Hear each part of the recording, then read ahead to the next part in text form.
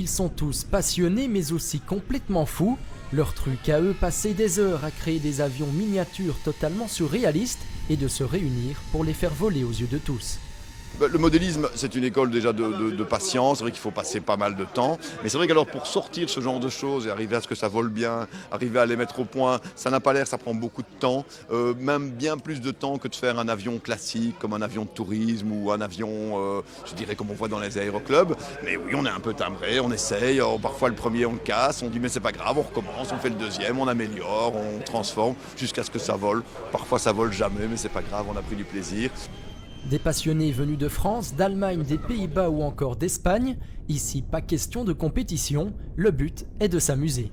C'est la 35e rencontre Interrex, donc c'est une rencontre internationale qui a pour objectif de rassembler les pilotes qui veulent faire voler des engins tout à fait loufoques, farfelus et dans l'objectif vraiment de ne pas se prendre au sérieux. Donc c'est vraiment un partage de passion et vraiment une construction d'engins tout à fait hors norme. Un avion standard télécommandé n'est pas vraiment admis à cet événement-ci.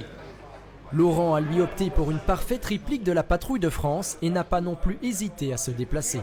Moi je viens du sud de la région parisienne et je suis venu ici parce que c'est une rencontre immanquable qui a lieu chaque année dans différents pays. Cette année c'est la Belgique pour la première fois. On a la Suisse, l'Allemagne, la France, voilà, et on retrouve des amis et des tas d'engins qu'on voit nulle part ailleurs. Donc je raterai ça pour rien au monde.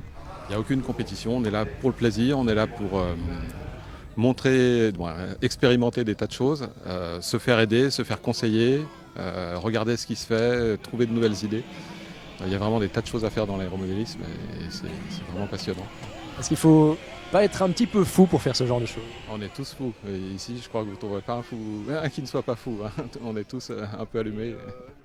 Des avions plus standards ou plus originaux, chacun crée lui-même ce qui lui plaît. Ces engins sont pour la plupart électriques et fonctionnent avec des hélices pour une vingtaine de minutes de vol. En cas de casse, pas de souci, les pilotes seront ravis de devoir réparer leur machine, parfois sous les conseils d'autres participants. C'est vraiment un partage des connaissances et de la passion. Donc c'est un partage des connaissances principalement pour la construction. Donc ça on le voit à l'intérieur avec les modèles. On utilise des matériaux vraiment très peu coûteux et c'est vraiment l'imagination qui est à l'ordre du jour. Et même chose pour le vol derrière. Les vols peuvent être farfelus. Ici c'est un peu plus compliqué. On a un peu de vent aujourd'hui. On a la météo qui n'est pas trop avec nous. Mais malgré tout ça n'empêche pas aux pilotes de pouvoir s'exprimer pleinement en plein vol. La météo parfois capricieuse n'a pas fait redescendre le moral des modélistes. Le club des accros du cerveau se dit déjà prêt pour accueillir un second meeting dans les prochaines années.